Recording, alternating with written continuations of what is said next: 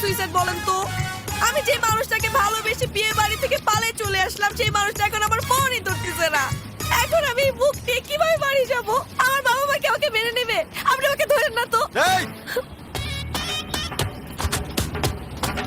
বোকা নাকি আপনি? ফোন ধরতেছেন না দেখে সুইসাইড করবেন? অনেক সিনেমা দেখেন মনে হয় না? হ্যাঁ দেখি তো, সিনেমার মধ্যে নায়করা নায়িকাদেরকে নিয়ে পালায় যায়, আর আমি তো আমার নায়কের জন্য বাড়ি ছেড়ে পালাইছি। আমার নায়কের কোনো খবরই নাই। আপনি জানেন আমাদের কত ইচ্ছা ছিল আমরা একসাথে ট্রেনে করে যাব, কত স্বপ্ন দেখতে দেখতে যাব, বিয়ের পর কি কি করব, সেটা আমি কি করব আমি কিচ্ছু বুঝতেছি না, আমার মাথায় কাজ করতেছে না। এমনও তো হইতে পারে আপনার বয়ফ্রেন্ডের ফোন হারায় গেছে, চুরি হয়েছে, অথবা সে আপনার সাথে কথা বলার পরিস্থিতিতে নাই। আসলেই তো ওর ফোন তো হারিয়েও যেতে পারে। আচ্ছা, ওর ফোনটা পুরো হারিয়ে ফেলছে তাই না? হ্যাঁ। তাহলে তো ওকে ভুল বোঝাটা আমার ঠিক হচ্ছে না। আপনার বয়ফ্রেন্ড আপনার শেষ কি বলছিল? আমার বয়ফ্রেন্ড আমাকে বলছে, সিফা তুমি রেল স্টেশনে চলে আসো, তারপর আমরা একসাথে পালাবো। তাহলে আপনি রেল স্টেশন রেখে ট্রেনে কি করতেছেন?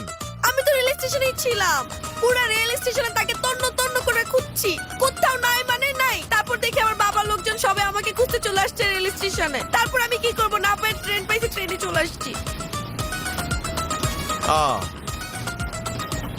আপনার আপনার বয়ফ্রেন্ডের সাথে শেষ কি কথা হয়েছিল? আমার বয়ফ্রেন্ড আমাকে বলছে আমি চিটাগাং থেকে রওনা দিচ্ছি, তুমি ঠিক 7টার মধ্যে থাকবা রেল স্টেশনে, তারপর আমরা পালাবো।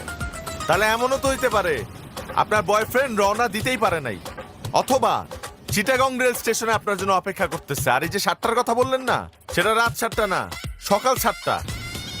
চিন্তা করেন না, আপনি ঠিক ট্রেনেই আছেন, এই ট্রেন চিটাগং যাইতেছে।